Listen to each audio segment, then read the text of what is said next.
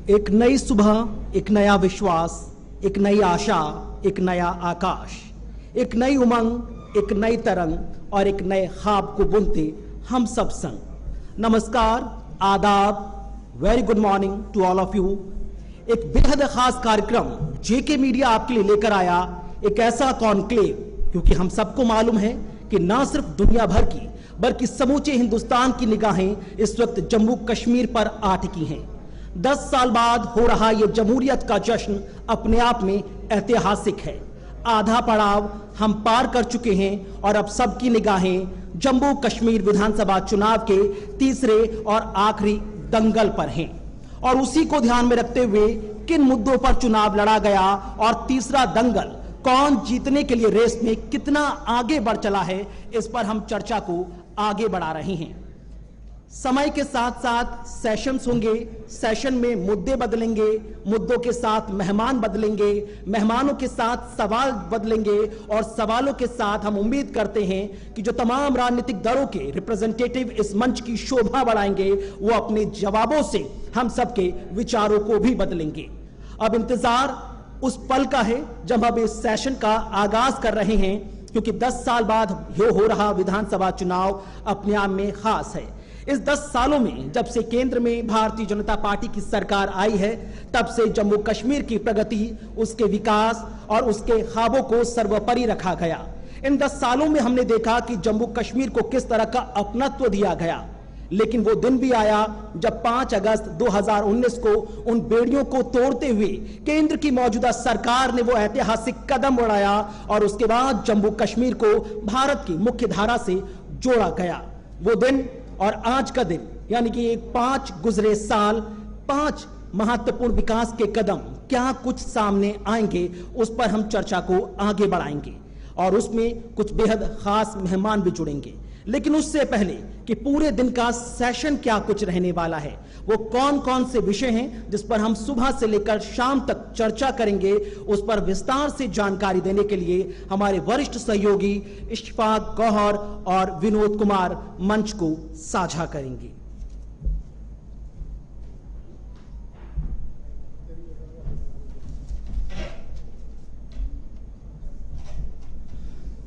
Very very good morning जी सबका। आपका बहुत बहुत शुक्रिया, आप यहाँ पर तशरीफ़ ले आए।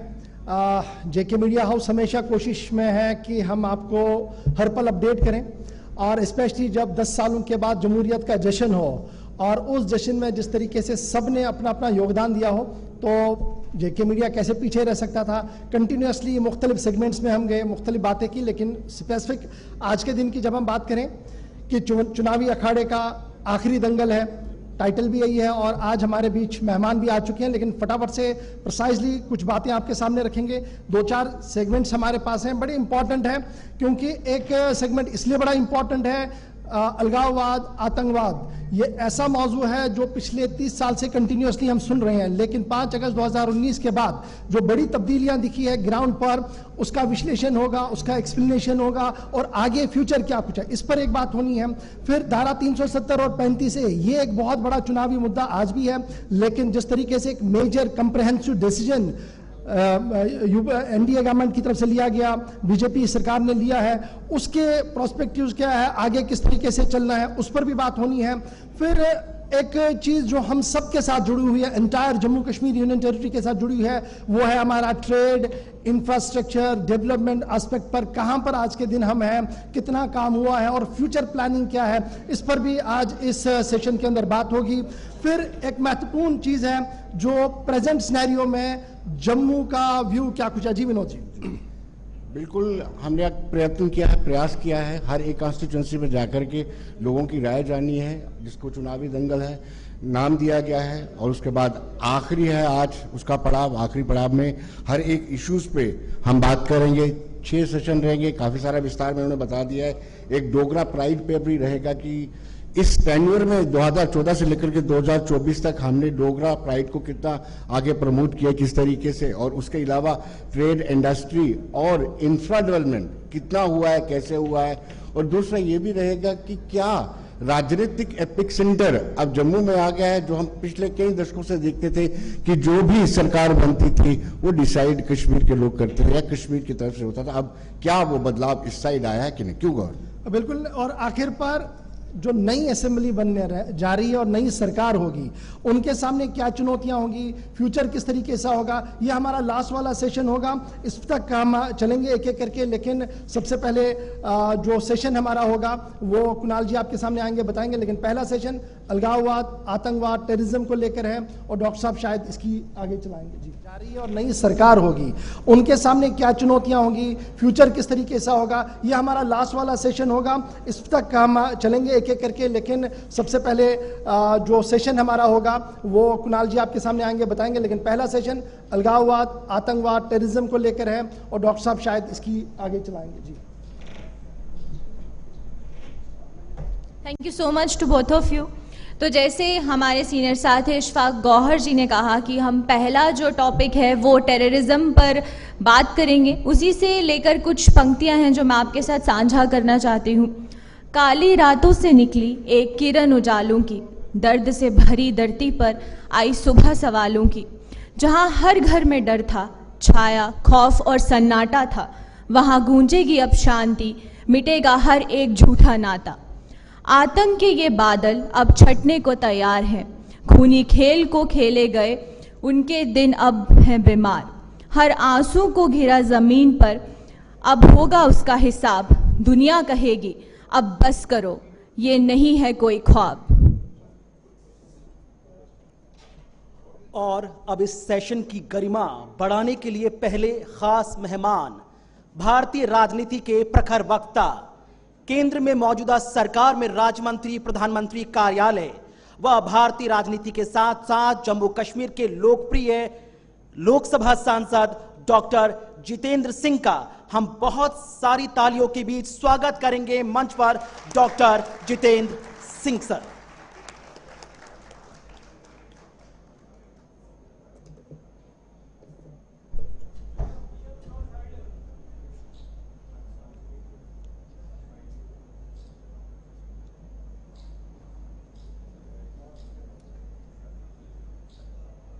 और जब कार्यक्रम का आगाज हो रहा है तो महाभारत का वो दोहा याद आता है, वचन दिया अब सोच रहे क्या होगा परिणाम, सोच समझ कर रहे जीवन में हर काम।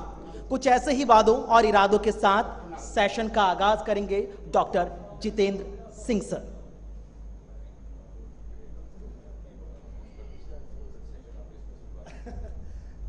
क्योंकि डॉक्टर साहब हमारे साथ हैं, मोहताज तारो बिल्कुल भी नहीं है, एक शख्सियत है, लेकिन इनका एड्रेस जो है ये की नोट एड्रेस है। उसके बाद कुछ सवालात भी होंगे जो आपकी तरफ से भी होंगे, और डॉक्टर साहब जब बात करेंगे तो कुछ चीज़ें हमारी जहन में भी आएंगे, जरूर डॉक्टर साहब उनका भी जवाब देंगे। जी डॉक्टर साहब।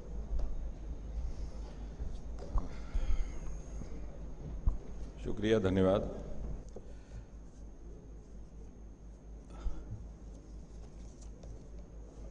चुनाव के कॉन्टेक्स्ट में की नोट एड्रेस है, टू बी वेरी स्पेसिफिक। वैसे तो चुनाव बहुत होते रहे, लेकिन अब की बार का जो विधानसभा का चुनाव है जम्मू कश्मीर में, वो कुछ हट करके भी है, अलग भी है, and it is different in more ways than one, also because there are many first associated with it.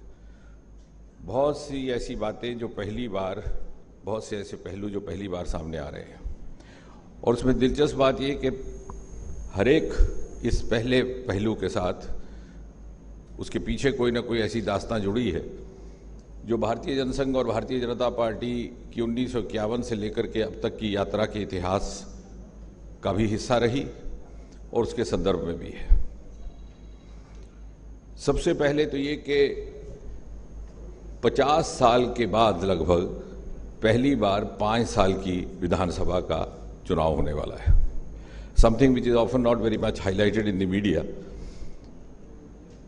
और इसके पीछे की जो कहानी है वो अनुच्छेद 370 के साथ भी जुड़ी है, और वर्षवाद के साये में जिस तरह से स्वार्थ की राजनीति पलती रही उसके साथ भी।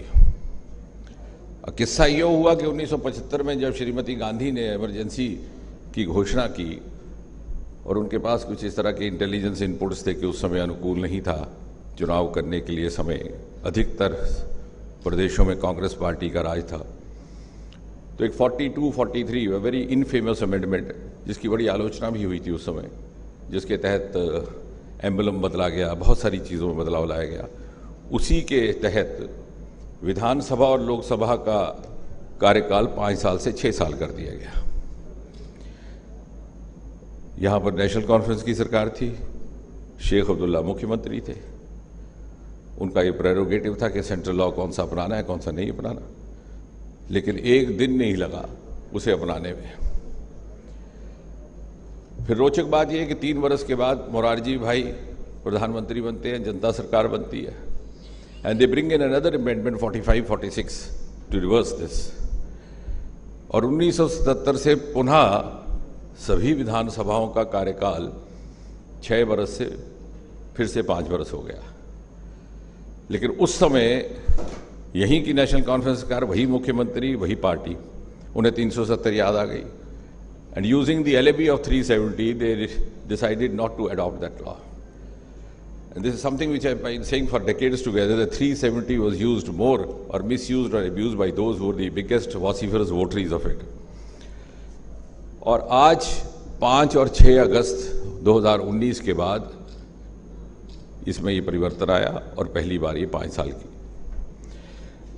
दूसरी पहल कि लगभग 30-35 साल के बाद एक ऐसा चुनाव हो रहा है कि ना हड़ताल की कॉल है, जो अक्सर पाकिस्तान से हुआ करती थी, इस्लामाबाद से, ना ही बाइकॉट की,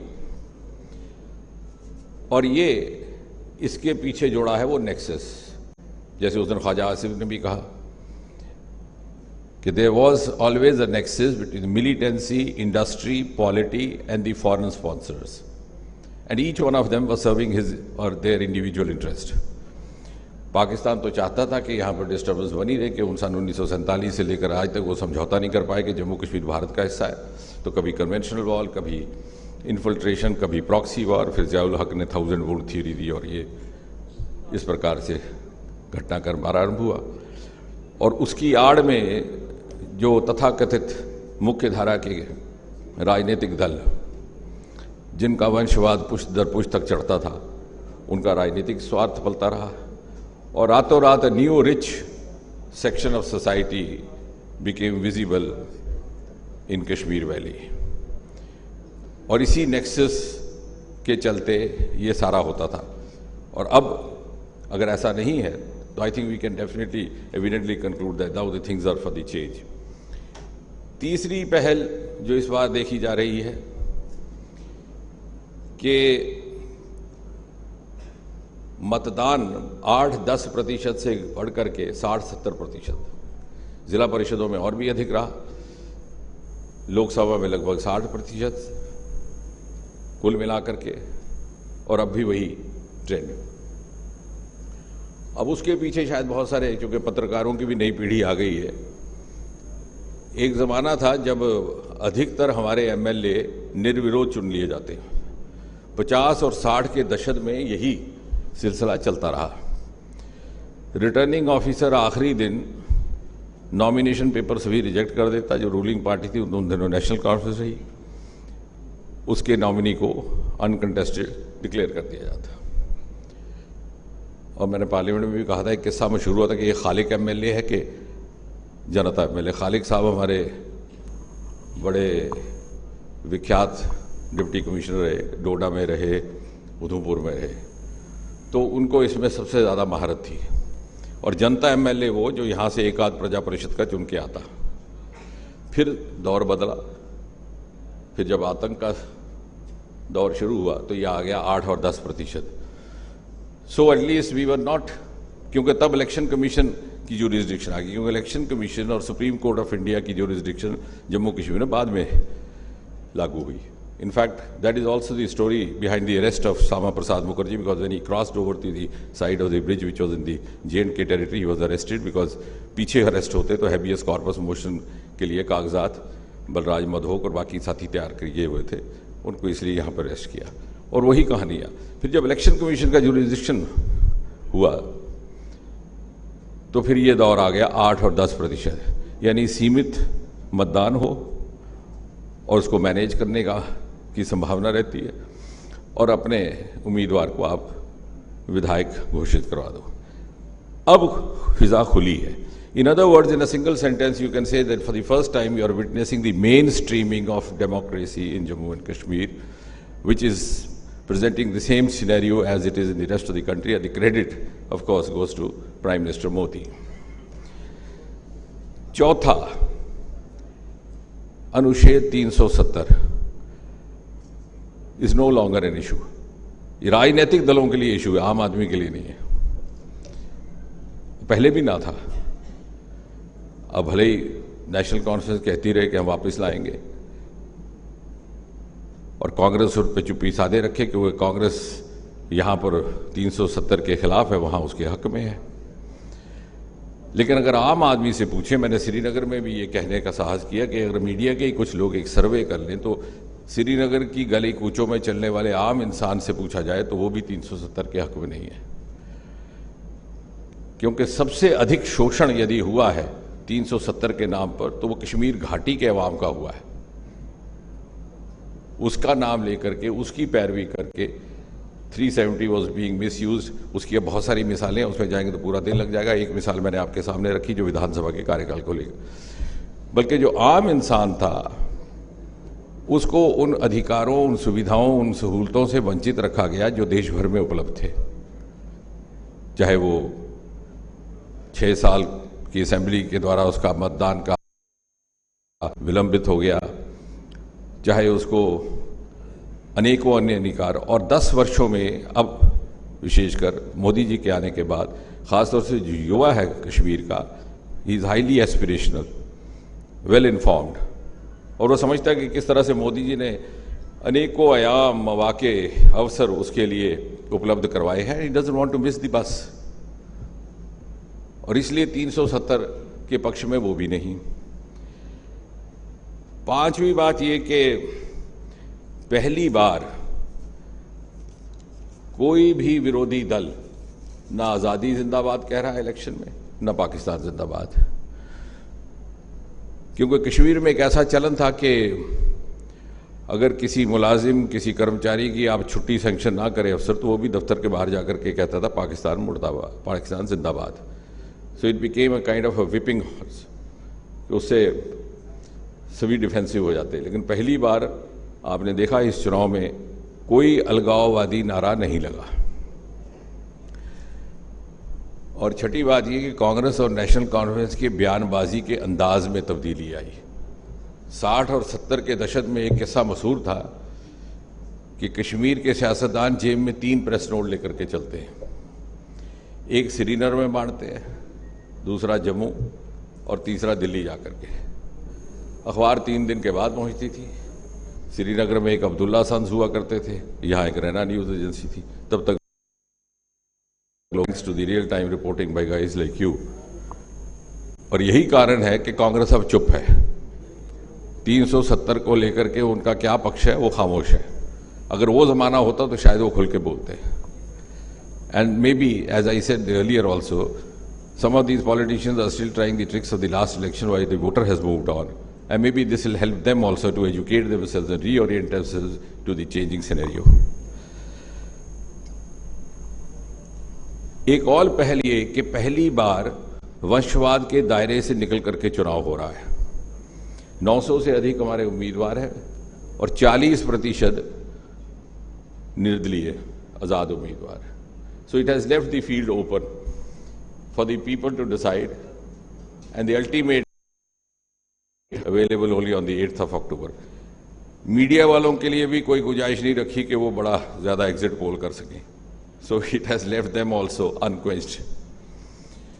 और 8वीं के पहली बार पाकिस्तान से आए हुए हमारे भाई बहन इस बार मतदान करेंगे, और उसके पीछे भी ये दास्ता है। I think this is the only example in the entire world where you denied citizenship rights to a large section of population for as long as almost 7 decades. अगर आजकल आप कहीं विदेश में चले जाएं तो 10-15 दिन साल के बाद वहाँ भी ग्रीन कार्ड मिल जाता है। और यही वो वर्ग है जिसने हिंदुस्तान को 2 प्रधानमंत्री दिए, डॉक्टर मनमोहन सिंह, इधर का कुमार गुजराल। खुदा ना करे अगर वो यहाँ आकर के सेटल हुए होते तो they would have also suffered the same plight, ना वोटिंग राइट रहता ना सिटीजनशिप। और इसके पीछे इसलिए ऐसा षड्यंत्र रचा गया कि ये जो बंटवारे से उजड़ करके जो हिंदुस्तान आए थे लोग, बहुत सारे दिल्ली भी गए, उनके दिल में हमेशा एक कसक थी कांग्रेस के खिलाफ। वो they always had Congress responsible for the बंटवारा। आम इंसान उस वक्त भी बंटवारे के हक में नहीं था। मैंने कई बार लिखा, the biggest miscarriage of recent history has been the partition, we serve no purpose. और उनको ये लगता है कि ये नेहरू और जिन्ना की महत्वाकांक्षा के कारण बंटवारा हुआ और हमें उजड़ना पड़ा। और इसलिए यहाँ की जो सत्ताधारी पार्टियां थी उन्होंने 35 से 370 की आड़ लेकर के उनको लगा कि शायद ये हमारे वोट, क्योंकि उस समय, अब बात चलेगी तो बहुत सारे विषय जुड़ जाते हैं, तो हम तो फिर वो छेड़ेंगे तो दूसरी तरफ बात चले जाएगी। हकीकत यह है कि 1947 में रिगार्डलेस ऑफ द कम्युनिटी, आम जनता में इसका विरोध हुआ। 2 नेशन थ्योरी कहा गया, लेकिन मुसलमान तबके में एक बहुत बड़ा फोरम बना था, प्रोग्रेसिव राइटर्स फोरम, जिसमें कैफी आजमी थे, जानिसार अख्तर थे, साहिर थे, मोहसिन भोपाली थे। उन्होंने बड़ा जोरदार इसका विरोध भी किया था। और फिर साहिर तो 1 साल के लिए पाकिस्तान चले गए, 1948-49 में वापस आए। लेकिन he felt so disgusted when the partition actually happened, तो उन्होंने एक नज़म लिखी कि वो लोग गए, वो दौर गया, वो लोग गए इस धरती से जिनका नारा बंटवारा था।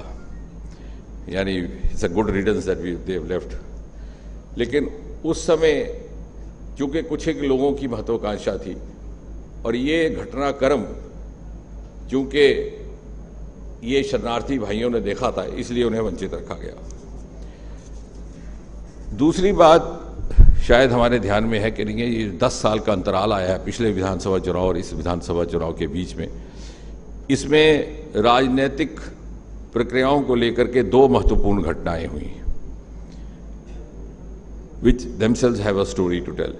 लगभग 60 वर्ष के बाद जिला परिषदों का गठन हुआ, और यह भी कभी कभी विश्लेषण किया जाएगा कि जब सारे देश में जिला परिषदें गठित थी तो यहाँ क्यों नहीं की गई। और साथ ही साथ पहली बार 73 और 74 संशोधन पंचायती राज एक्ट का यहाँ लागू हुआ। और ये पंचायती राज एक्ट कांग्रेस की सरकार ने लाया था, राजीव गांधी उस समय के प्रधानमंत्री थे। 2-3 बड़े महत्वपूर्ण फैसले जो राजीव गांधी ने किए थे, 1-2 में से तो विफल हो गए। एक असम अकॉर्ड था, दूसरा श्रीलंका अकॉर्ड था, which also cost him his life, और तीसरा था ये। और यहाँ पर कांग्रेस और उनकी सहयोगी सरकारें थी, लेकिन अपनी ही पार्टी के द्वारा किया गया निर्णय यहाँ लागू नहीं किया गया, क्योंकि जब 73-74 अमेंडमेंट लगता है तो केंद्र से जो राशि निर्धारित की जाती है स्थानीय इकाइयों के लिए, वो सीधे सीधे प्रतिनिधियों के पास जाती है, चाहे पंच हो, सरपंच हो, काउंसलर, और ये ना लगने से वो सीधी सीधी मुख्यमंत्री की तिजोरी में रहती है। So that also in a way टेस्टिफाइज how 370 was being used. और ये वही लोग हैं, एक दल कहता था सेल्फ रूल, और साथ ही साथ 73-74 नहीं लगाना, डीडीसी नहीं बनने देना। तो जो सेल्फ रूल जो धरती से ही ना जन्मा हो, जो ग्रास रूट ही ना हो, तो सेल्फ रूल कैसा? कि जो आंख ही ने टपका वो लहू क्या है, गालिब ने कहा। तो this was rule of the self possibly. और दूसरा दल कहता था ऑटोनॉमी, यानी खुद मुख्तियारी। तो जब आपने नागरिक को खुद मुख्तियार नहीं रहने दिया तो आप किसकी खुद मुख्तियारी का बात कर रहे हैं? तो खुद मुख्तियार खुद हो गए, उनका खानदान हो गया। तो फिर गालिब याद आ गया कि हुए तुम दोस्त जिसके दुश्मन आसमां क्यों हो। So they were contradicting themselves and were conveniently believing that they are not being noticed. और आज यदि जम्मू संभाग की बात करें तो पहली बार जम्मू के मतदाता एक नए अंदाज से उसके अंदर आत्मविश्वास जागा है और एक नए मिजाज का सेल्फ कॉन्फिडेंस। और वो शायद इसलिए कि बरसों के भेदभाव, regional discrimination and discrimination based on other factors, उनके कारण उसके मनोबल को निर्बल कर दिया गया, उसकी जहनीत में गुलामी की तासीर आ गई, उसके अंदर एहसास कमतरी आ गया, and that Jammu pride which is so loudly talked about suffered from silent wound, वो कहने की स्थिति में भी नहीं रहा। और ये 10 सालों में जो बदलाव आया है, जैसे अभी हमारे एंकर कह रहे थे, इसके पीछे बड़ी निष्ठा, इच्छा शक्ति और निरंतरता रही है मोदी जी की। There has been conviction, there has been courage of conviction, there has been consistency and perseverance to change these things, not only on the ground, also at the mental level, at the psychological level. और पहले जम्मू संभाग को हमेशा ये शिकायत रहती क्योंकि 10 वर्षों में एक नई पीढ़ी जन्म ले गई है, शायद उनको वो परवान चढ़े होंगे जब 10 वर्ष पहले 5-4 वर्ष के होंगे तो नहीं, शायद याद ही नहीं कि उस समय का क्या मंजर था। कोई ऐसा महीना ना गुजरता जब कोई ना कोई हड़ताल ना होती, कोई ना कोई प्रोटेस्ट ना होता, कोई ना कोई आंदोलन ना होता किसी न किसी वजह से, और शिकायत ये की रहती कि जम्मू को नहीं मिला, दूसरी तरफ मिला, चाहे वो केंद्रीय राशि थी, चाहे वो विकास के कार्य के प्रोजेक्ट्स थे, चाहे वो नौकरियों को लेकर के था। और इतना ही नहीं, as I said, this was would was being suffered silently. बहुत सारे ऐसे प्रोजेक्ट्स, बहुत सारी ऐसी योजनाएं जो पहले से चल रही थी, उनको भी षड्यंत्र के तहत रोक दिया गया। उदाहरण के तौर पर आपका डोगरा सर्टिफिकेट को लेकर के जो बहुत डोगरा के पैरोकार हैं कांग्रेस में भी दूसरों में, वही जिम्मेवार हैं इसको रद्द करने के। It was Congress led government coalition in Jammu and Kashmir and the Dogra certificate had been very scientifically devise, क्योंकि अंग्रेजों ने जब फौज की रेजिमेंट्स बनाई तो they identified the different races which were martial by inheritance. तो गुरखा रेजिमेंट बनी, राजपूत रेजिमेंट बनी, डोगरा बना, सिख रेजिमेंट। रेस के जो फिजिकल एट्रीब्यूट्स थे उसके मुताबिक क्राइटेरिया भी फिक्स किया गया। जैसे गोरखा के लिए कद कम हो तो कोई बात नहीं, एलिजिबिलिटी फिर भी रहेगी, इसी प्रकार डोगरा के लिए। लेकिन यहाँ पर एक समान कानून हो, नियम हो, उसकी आड़ लेकर के इसको समाप्त कर दिया गया। इसी तरह शाहपुर कंडी का प्रोजेक्ट, क्योंकि अक्सर हम मीडिया में भी ज़्यादा दिलचस्पी ये रहती है कि किसने किसको गाली दी और फिर उस गाली का जवाब क्या दिया कि आपको गाली दी कैसा लगा, तो वो कहता है मुझे बड़ा अच्छा लगा। तो सारा समय हमारा उसी में गुजर जाता है और डिबेट के लिए भी आसान रहता है, ना उसमें अध्ययन करना ना कुछ करना। और कई बार सोशल मीडिया और मीडिया ये भी समझने लगता है कि वही बना सकता है, बिगाड़ सकता है किसी को एमपी या विधायक। तो इस कारण कहीं ना कहीं ज़मीन से छूट जाता है। Shahpur Kandi is the much one of the least reported cases. It's a case history in the age of independence India. 1960 में जब इंडस वाटर ट्रीटी हुई, सदर अयूब खान वहाँ से और यहाँ से तत्कालीन प्रधानमंत्री जवाहरलाल नेहरू के बीच में, तो 3 दरिया गए थे पाकिस्तान को, झेलम, सिंधु और चिनाब, और 3 नदियाँ हमारे हिस्से में आई, रावी, सतलुज, ब्यास। और ये अपेक्षित था कि अपना अपना पानी हम इस्तेमाल करें। और इसकी योजना लगभग 1970 के, क्योंकि 60 में वो संधि हुई, 70 में इसकी योजना बनी, लेकिन 40 और नतीजा ये कि सारा का सारा हिंदुस्तान के हिस्से का रावी दरिया का पानी पाकिस्तान जाता था। और हम 9 बजे की डिबेट में बैठ के कहते थे कि पाकिस्तान का पानी रोक दो। मोदी जी के आने के बाद हमने एक छोटा सा नोट वहाँ पे सबमिट किया कि साहब ये जो हमारे बुद्धिजीवी कहते हैं कि पाकिस्तान का पानी रोक दो, शायद इनको इस बात का इल्म नहीं कि हमारा अपना पानी भी पाकिस्तान जा रहा है। And a serious cognisance was taken, now it is in place. और अगर शाहपुर कंडी वक्त पे बन गया होता तो मैं अक्सर कहता हूँ कि कठुआ की अगली पीढ़ी ये भूल जाती कि कंडी को कंडी क्यों कहते थे। इसी तरह रेटले प्रोजेक्ट है 850 मेगावाट का किश्तवाड़ में, पिछली सरकार ने, यूपीए ने उसे रोक लिया बेवजह एक विवाद पैदा करके कि इसको स्टेट बनाएगी कि केंद्र बनाएगा। वो भी मोदी जी के आने के बाद जॉइंट वेंचर के रूप में पुनः प्रारंभ हुआ। इसी तरह 4% रिजर्वेशन आपने एलओसी पे रहने वाले युवाओं को दे दी, लेकिन इंटरनेशनल बॉर्डर पे नहीं दी, because you had the vote bank consideration in mind. So you are actually discriminating between youth in one part of the border and in the other part, which is not only unconstitutional, also inhuman. यानी आपने एक हिस्से के सरहद को, युवाओं को आरक्षण दिया, दूसरों को नहीं दिया। अब वो कुताही भी, वो एनैमली भी इन्हीं 10 वर्षों में उसकी भरपाई की गई, उसकी दुरुस्ती की गई। तो कहने का मतलब ये कि all these measures have been happening one after the other. Unfortunately, many of them are not reported in the media. इसी तरह से युवाओं की मानसिकता को पुनः बहाल करने के लिए 26 मई 2014 को मोदी जी के नेतृत्व में हमें से कुछ एक लोगों ने शपथ ग्रहण की। Within 3 months, an order was issued abolishing that British legacy का जो dubious रूल था to get your certificates attested. अब यहां पर 370 की आड़ में वो नहीं हुआ, वो बाद में हुआ। लेकिन this was not only a governance reform, this has a huge socio economic and psychological impact. Here we were sending out a message, incidentally, that also is related to my department of DOPT. We were sending out a message that, look here, now it is a government which has the capacity to trust the youth of this country. And if the population more than 70% is below the age of 40, if you don't trust them, how you are going to do this with them? उसके उपरांत 1 जनवरी 2016 को interview समाप्त कर दिए गए, क्योंकि अक्सर ये शिकायत आया करती थी कि 100 अंक लेता है जो रिटर्न में बच्चा, उसको फेल करके नीचे कर दिया जाता है, और जहाँ लेन देन हो, जहाँ भाई भतीजावाद हो, जहाँ पक्षपात हो, उसको इंटरव्यू में 100 नंबर दे दिए जाते हैं। देश भर में वो 1 जनवरी 2016 से लागू हो गया, वो that was also DOPT circular. यहाँ पर वो लागू हुआ गवर्नर राज लगने के बाद, and that provided A level playing field. उसका नतीजा आपके तो किताब भी है, आपके पुंछ से ही पिछले साल ऑल इंडिया रैंक 11 नंबर पे एक लड़की आई, UPSC IAS।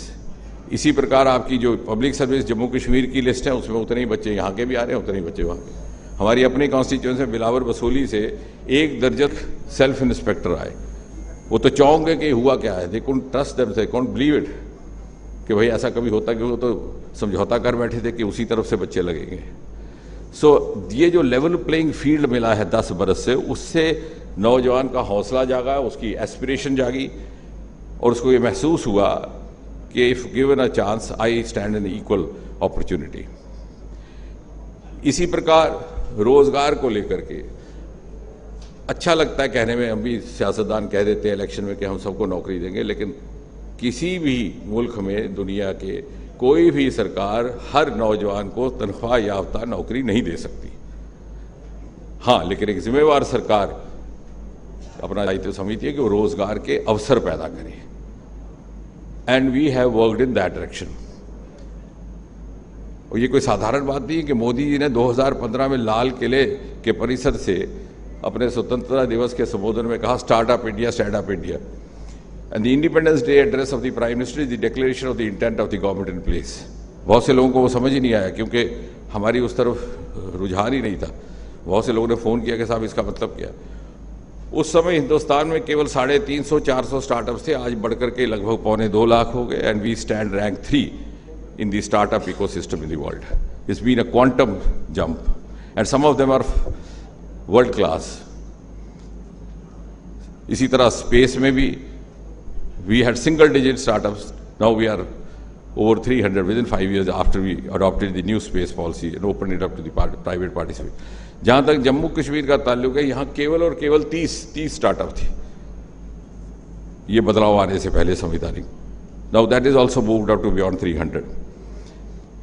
इसी तरह जो लेवेंडर का काम हुआ, पर्पल रेवोल्यूशन, जितनी बार उसकी बात मोदी जी ने की, उससे कम बार मीडिया ने की।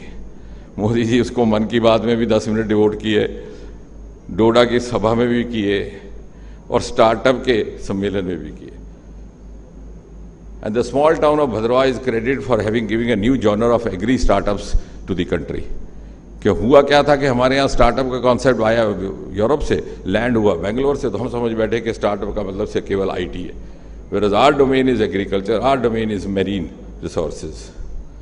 और लगभग 3000 लोग उससे जुड़ गए हैं, वो कृषि में भी उनका एक साधन बन गया और स्टार्टअप का भी, और ये सब इन्हीं 10 वर्षों में हुआ है। ये और बात है कि कभी कभी हमारे ध्यान से निकल जाता है, and therefore because otherwise the story will go on for the whole day, I think now is the time of reckoning for Jammu and Kashmir, particularly for Jammu. Shyama Prasad Mukherjee ने जब जनसंघ का गठन किया था तो उनसे पूछा गया कि आपको क्या ख्याल आया, और गुरुजी के साथ उनकी बड़ी लंबी चर्चा भी हुई थी, जो आरएसएस के मुखिया थे। तो बोला अगर आपको चुनाव ही लड़ना है तो हिंदू महासभा है और बहुत सारे दल है। तो श्यामा प्रसाद ने यही कहा था कि हम हर बार ये कहते रहेंगे एक विधान, एक निशान और बहुत सी हमारे मुद्दे, लेकिन जब तक हम सत्ता के भागीदार नहीं बनेंगे हम अपना एजेंडा लागू नहीं कर पाएंगे। और 1952 के चुनाव में जब उन्होंने प्रवेश किया और केवल 3 सदस्य लोकसभा में चुन करके गए, एक तो मुखर्जी स्वयं थे, साउथ कैलकाटा सीट से आए हुए, 2 और, तो उनको किसी मीडिया वाले ने पूछा कि do you regret your decision? उन्होंने कहा नहीं, आप देखो हिंदुस्तान की आबादी कितनी है, उस वक्त लगभग 50 करोड़ थी, तो बोला उसको तकसीम करो लोकसभा की सीटों से और फिर देखो 3 सदस्यों के पीछे कितने लोग हैं, इसका मतलब ये होगा इतने लोग मेरे साथ चलने शुरू हो गए। और यही बात, now is the time for Jammu to live up to the belief of Mukherjee and to realize that belief and to realize that Jammu it is important now to control the decision making in the power structure, और वो तभी संभव है कि यदि हमारा उसमें सहयोग, अपॉर्चुनिटी फॉर जम्मू।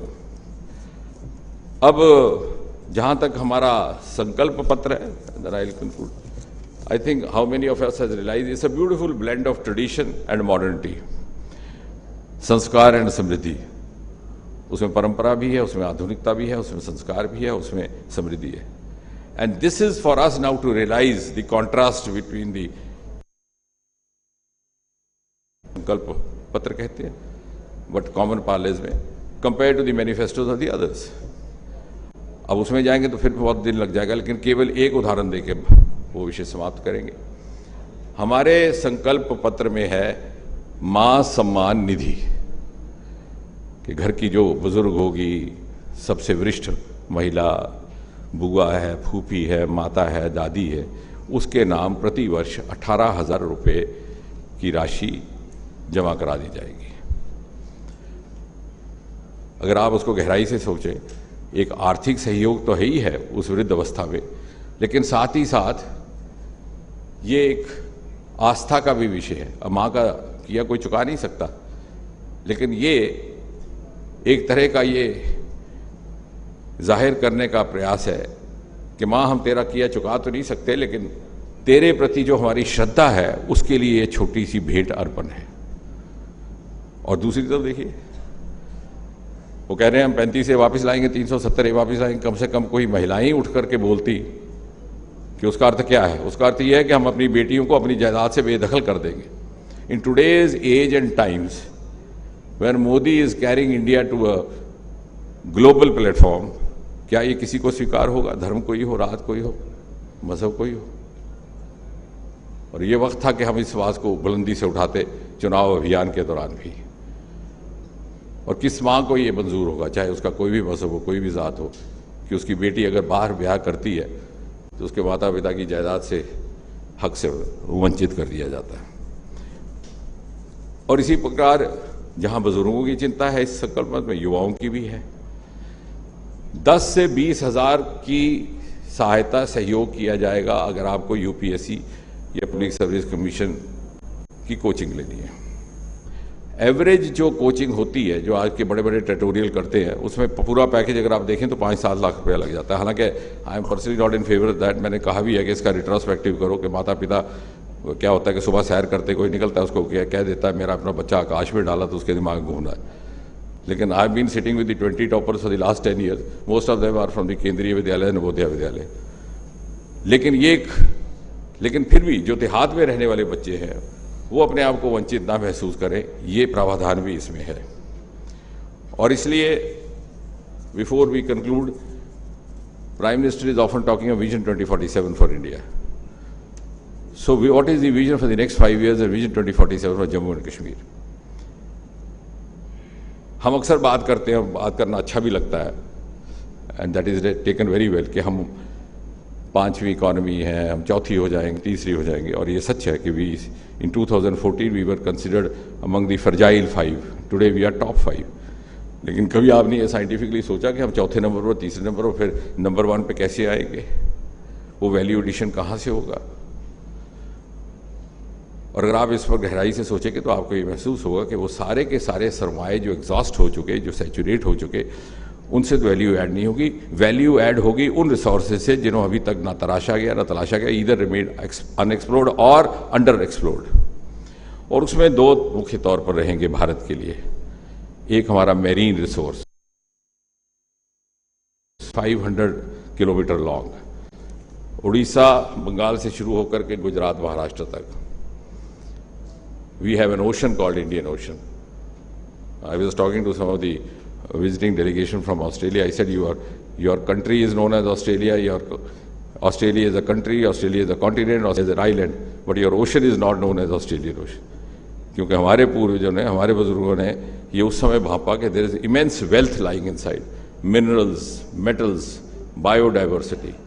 और इसी सरकार ने डीप सी मिशन की घोषणा की। प्रधानमंत्री ने 2 बार स्वतंत्रता दिवस के अवसर पर निरंतर 2022 और 23 में डीप सी मिशन का जिक्र लाल किले से किया। उसकी उतनी रिपोर्टिंग नहीं हुई जितनी नहीं होनी चाहिए, for reasons known to all of us. तो ये रिसोर्स वहां से आएगा।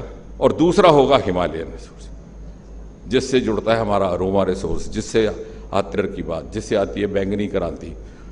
और ये जो हिमालय की गोद में बसने वाले राज हैं, चाहे जम्मू कश्मीर है, उत्तराखंड है, अरुणाचल है, हिमाचल है, इनके रिसोर्सेज एक्सप्लोर होंगे। और इन्हीं 10 वर्ष में याद रहे लिथियम की खान की भी खोज हुई है। अब ऐसा नहीं है कि ये तो रियासी पहले भी था, धरती भी वही थी नीचे, लेकिन किसी ने उसका प्रयास नहीं किया। और इसी 10 वर्षों में नीलम की खान, सफायर माइंस इन किश्तवाड़, उनकी भी हुई। So all this is going to contribute to the future economy of country, to raise it to where we are endeavoring to. और इसलिए in a single sentence I would say J&K is destined to play a leading role in the future growth story of India. But that is possible effectively only if all of us, each one of us, puts his and her might behind Narendra Modi. Thank you.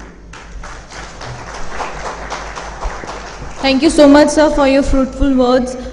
तो हम अब अपने senior साथी इशफाक गौहर को invite करेंगे stage पर। और क्योंकि आतंकवाद की बात हो रही है, आतंकवाद से जुड़े बहुत से सवाल हैं जो आम जनता के मन में है, जो हमारे मन में है, और उन सवालों के जो जवाब हैं वो निकले, यहाँ पर इशफाक गौहर स्टेज पर आएंगे। तो जैसा कि सर ने कहा, 5 अगस्त 2019 एक दिन, एक तारीख नहीं, एक ऐतिहासिक लम्हा जिसकी जड़ में वो एक महत्वपूर्ण कदम था, जिसके बाद न सिर्फ उस दिन को एक जश्न के तौर पर मनाया गया, बल्कि उसके बाद जम्मू कश्मीर ने एक नया सफर लिखना शुरू किया। ये भी महत्वपूर्ण हो जाती है कि न सिर्फ उस भेड़ियों से जम्मू कश्मीर को आजाद कराया, बल्कि आतंकवाद को खत्म करने के लिए पहला महत्वपूर्ण कदम उठाया। अब उसी पर चर्चा को आगे बढ़ा रहे हैं हमारे वरिष्ठ सहयोगी। बहुत बहुत शुक्रिया जी आप सबका। डॉक्टर साहब आपका भी बहुत शुक्रिया, जिस तरीके से आपने एक ब्यूटीफुल प्रेजेंटेशन दी, और ये एक्सपेक्ट ही था कि इस तरीके की प्रेजेंटेशन होगी। लेकिन मैं ज़रा शुरुआत यहाँ से करूँगा। लास्ट टाइम पिछले दिनों हमने प्राइम मिनिस्टर साहब को जम्मू में सुना, आज आपको सुना। एक विजन ये है कि अब की बार बीजेपी की सरकार और जम्मू सेंट्रिक से ये सारा कुछ चलेगा। प्लान ऑफ एग्जीक्यूशन, और क्या इतने मुतमईन आप हैं, जिस तरीके का कैंपेन, सब चीज़ें आपने देखी कि इतना ग्रॉस रूट सपोर्ट मिल जाएगा और हम यहाँ पर हैं कि हम ये सारी चीज़ें डिलीवर कर पाएंगे? नहीं, जाहिर है, मुझे लगता है इस बात को दोहराने की आवश्यकता नहीं। हम तो चुनाव लड़ रहे हैं बीजेपी सरकार बनाने के लिए पूर्ण बहुमत से अपने तौर पर। और चूंकि